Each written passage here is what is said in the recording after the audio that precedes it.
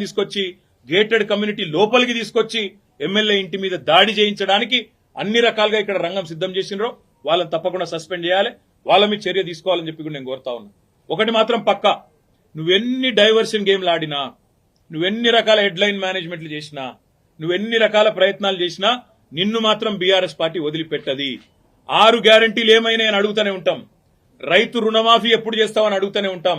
తప్పకుండా రాష్ట్రంలోని పీడిత ప్రజలు, రాష్ట్రంలోని పేద ప్రజల తరపున మా ఎమ్మెల్యేల ఇండ్ల మీద దాడి చేసినా మా ఎమ్మెల్యేలు కూడా మేము భయపడం, తప్పకుండా నేను నిలదీస్తూనే ఉంటామని చెప్పి కూడా చెబుతూ ఇవాళ మా తమ్ముడికి సంఘీభావం చెప్పడానికి ఇక్కడ దాకా వచ్చినాం. అందరం కూడా తప్పకుండా భవిష్యత్తులో కూడా ఏ ఒక్క నాయకుడు, ఏ ఒక్క కార్యకర్త మీద ఎక్కడ ఇలాంటి సంఘటన జరిగినా అందరం కూడా అందుబాటులో ఉంటాం, అందరం కూడా తప్పకుండా తరలి వస్తామని చెప్పి కూడా తెలియజేస్తూ, మొన్న ఇక్కడికి వచ్చిన హరీష్ రావు గారిని, మా గౌరవ సీనియర్ శాసనసభ్యులందరినీ కూడా తలకొండపల్లికి తీసుకుపోయి ఇంకెక్కడెక్కడికో తీసుకుపోయి అష్టదిగ్బంధం చేసి ఎక్కడెక్కడికో తీసుకుపోదాం అనుకుంటే ఎక్కడికక్కడ ప్రజలు స్వచ్ఛందంగా వేలాదిగా ముఖ్యమంత్రి సొంత జిల్లాలోనే ప్రభుత్వానికి చుక్కలు చూపెట్టినారు.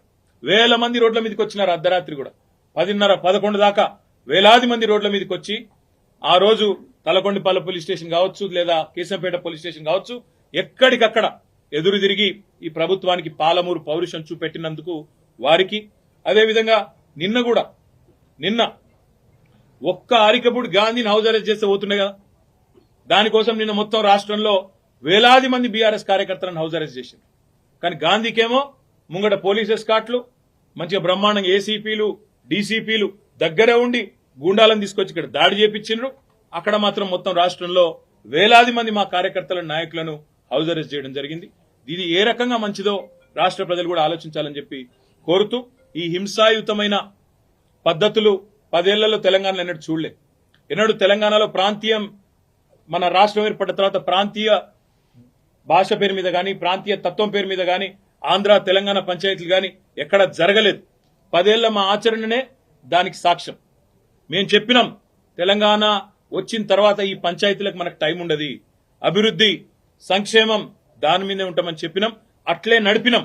కానీ ఇలా హైదరాబాద్ లో ఈ పనికి మాలిన ముఖ్యమంత్రి నాయకత్వంలో కొత్తగా ప్రాంతీయ తత్వాన్ని కూడా రెచ్చగొట్టే విధంగా చిల్లరమల్లర ప్రయత్నాలు చేస్తా ఉన్నారు. ఇవేవి చెల్లవు రేవంత్ రెడ్డి. నువ్వెన్ని రకాల డైవర్షన్ గేమ్లు ఆడినా నిన్ను వదిలిపెట్టాం. 6 గ్యారంటీల అమలు మీద పట్టు పడతాం.